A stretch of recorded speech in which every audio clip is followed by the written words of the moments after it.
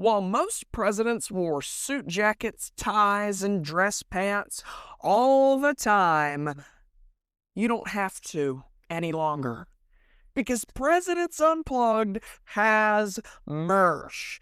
If you want to check out some new shirts to buy as a nice gift for somebody in your family or just something that you want yourself, go to presidentsunpluggedmerch.com to check out new shirts, hoodies, crew necks, and anything else that you can dream of.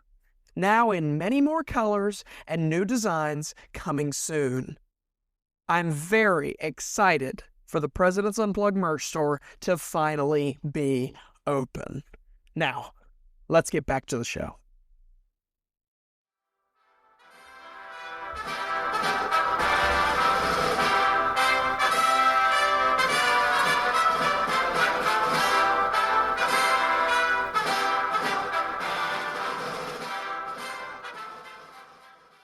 Christmas. It's the most wonderful time of the year. There's bright lights everywhere, you're drinking hot cocoa next to your fire, and you're all excited to wake up on Christmas morning and open your presents. But beyond all the gifts and the traditions, Christmas has a deep connection to American history. And surprisingly, to the presidents. These men shaped the holiday season in more ways than we can ever imagine. So today, we're talking about how presidents influenced Christmas. What's the story of Christmas? Why do you put presents under your tree? Why do we have Christmas trees? And what is the reason for the season? And in this season 2 finale, we're going to explore what makes Christmas so important. Let's do this.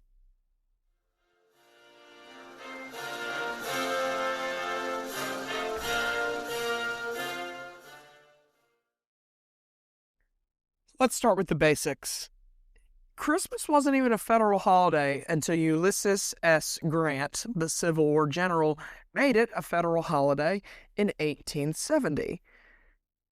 Grant made Christmas a national holiday as more of a broader effort to reunify the country after one of its most divided times ever.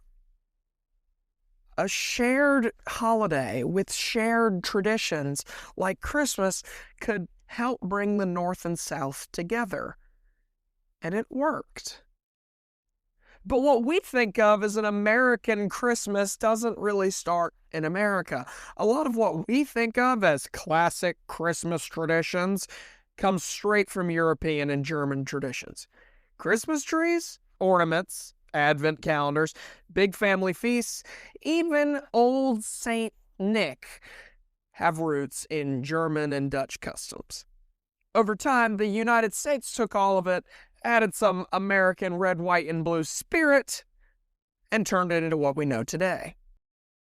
But Christmas also became something more than just some ornaments on a tree. Christmas became a moment of hope and morale, especially at tough points in our history. Think of George Washington crossing the Delaware in 1776. It happened on Christmas night. Soldiers were freezing, they were starving, and they were exhausted, and yet that Christmas night became the turning point that changed the entire Revolutionary War.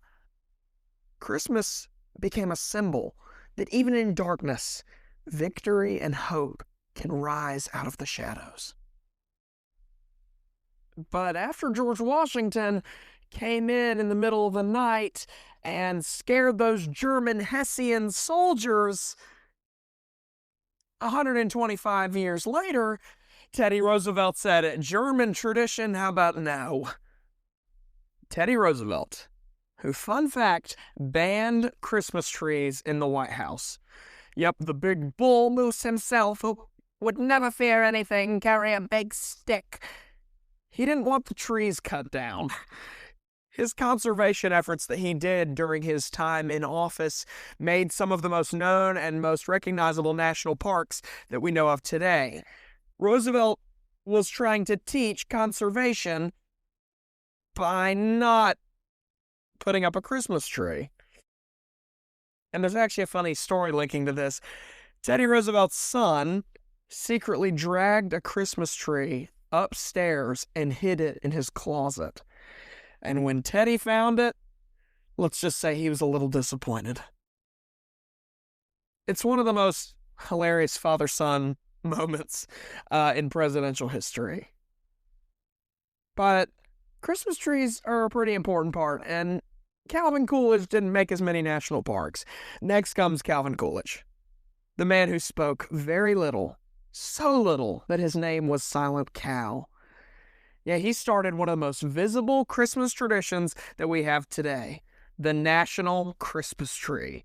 First lit in 1923, it became a symbol of national celebration.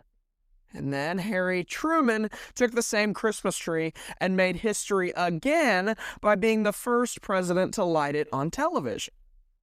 Imagine millions of families watching their tiny, 5-inch big black and white screens, seeing the White House glow for the holidays. These kind of moments remind us that the president is a person too. Politics are not always rough and always fighting and evil. Politics can be lighthearted too. And that's an idea that we still need to cushion ourselves with today. That sometimes, even the most powerful men in the country can slow down, embrace tradition, and just open their hearts to the American people for the Christmas season.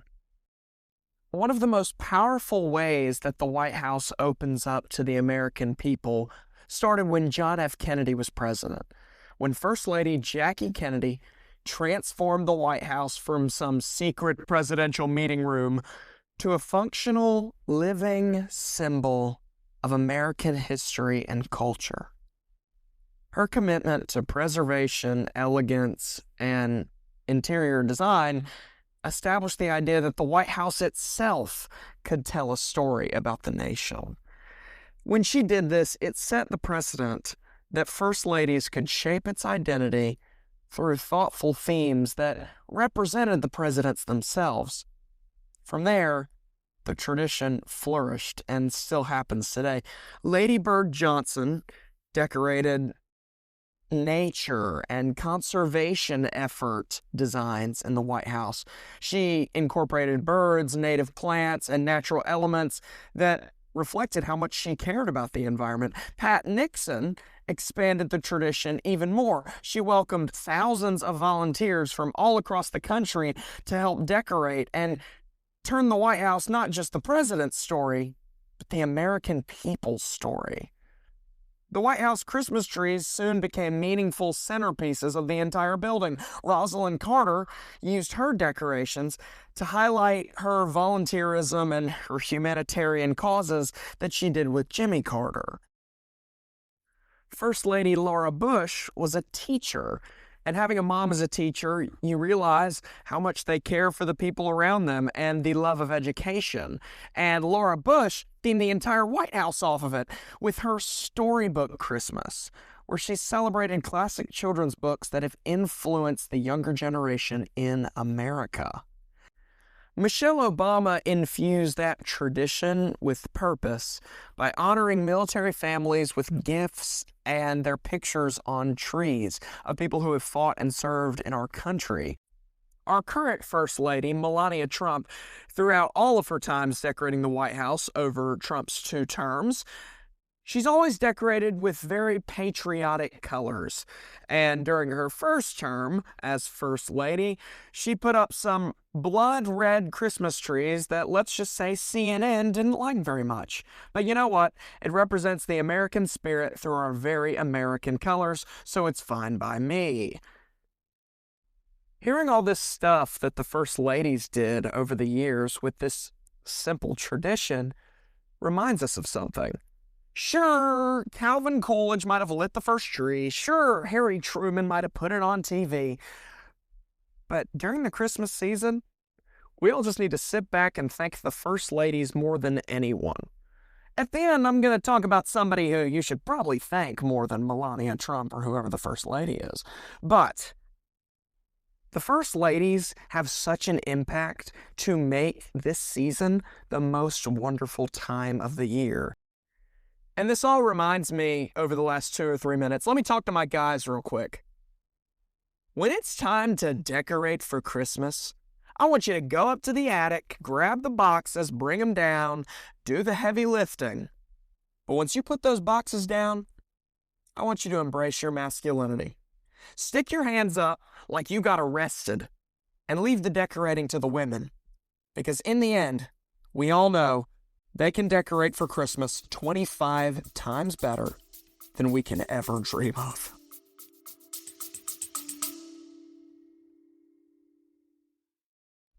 While George Washington himself might not have had an Instagram page, Presidents Unplugged does. If you want to see some presidential content and overall updates on the show, come to the Instagram at presidents_unplugged. See you there.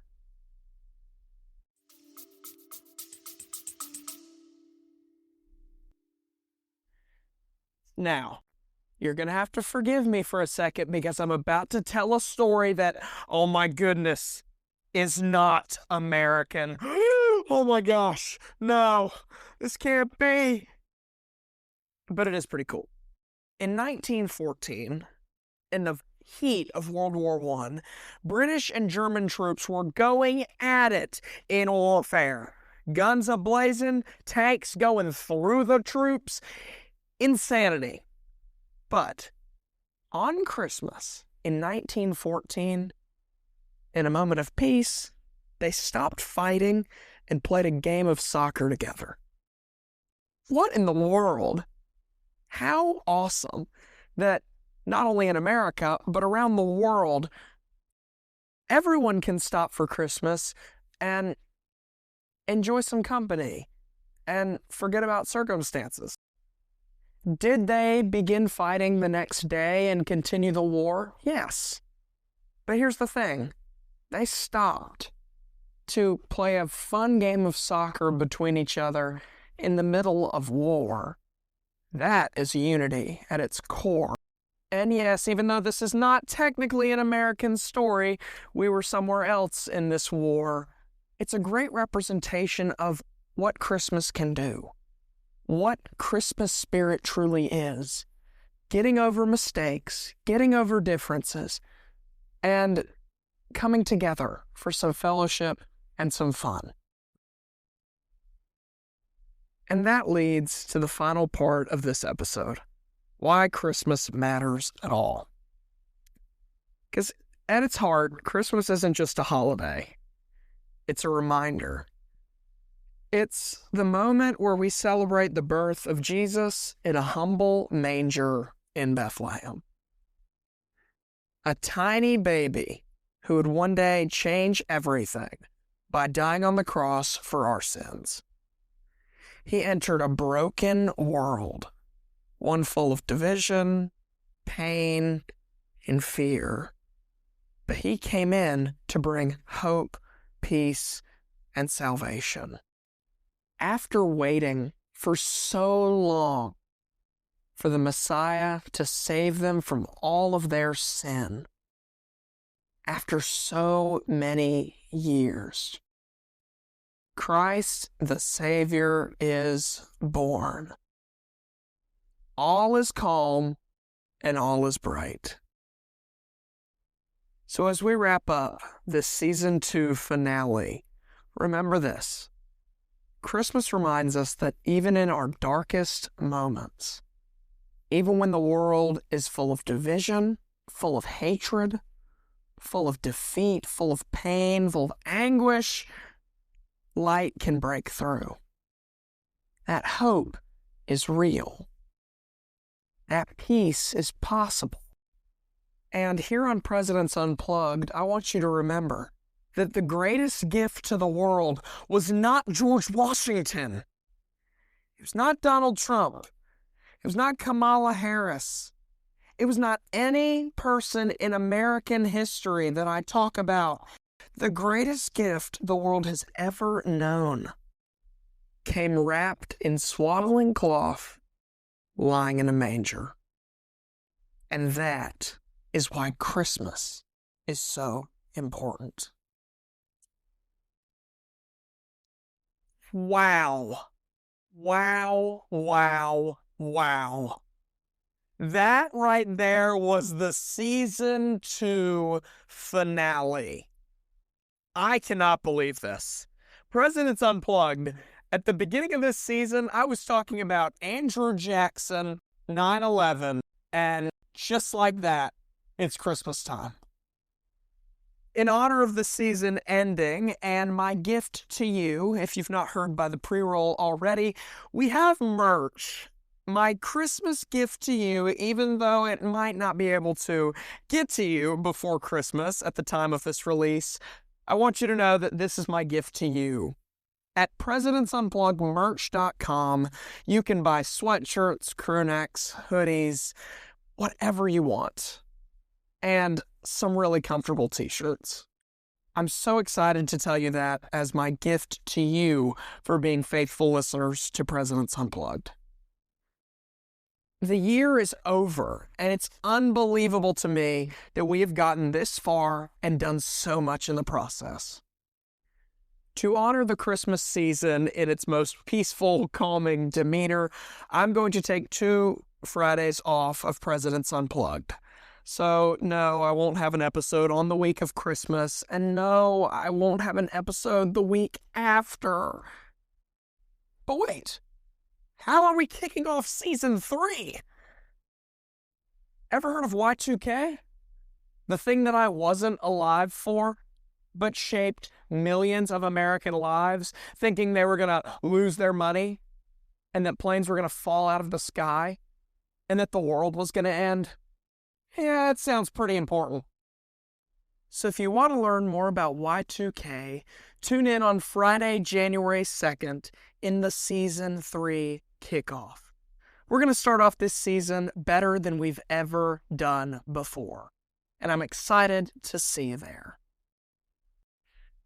And my encouragement to you this Christmas season is while you're sitting in your house, whether with your family or if you're not fortunate enough to have a family, with your friends, that you're enjoying every moment of the Christmas season.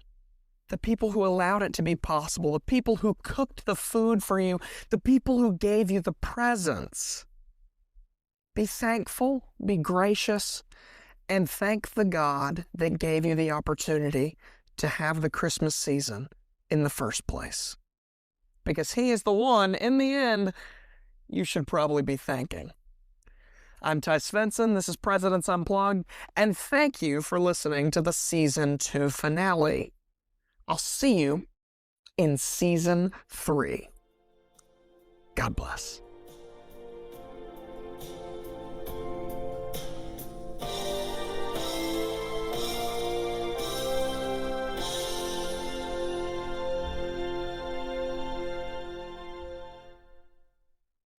We need to make an executive decision now.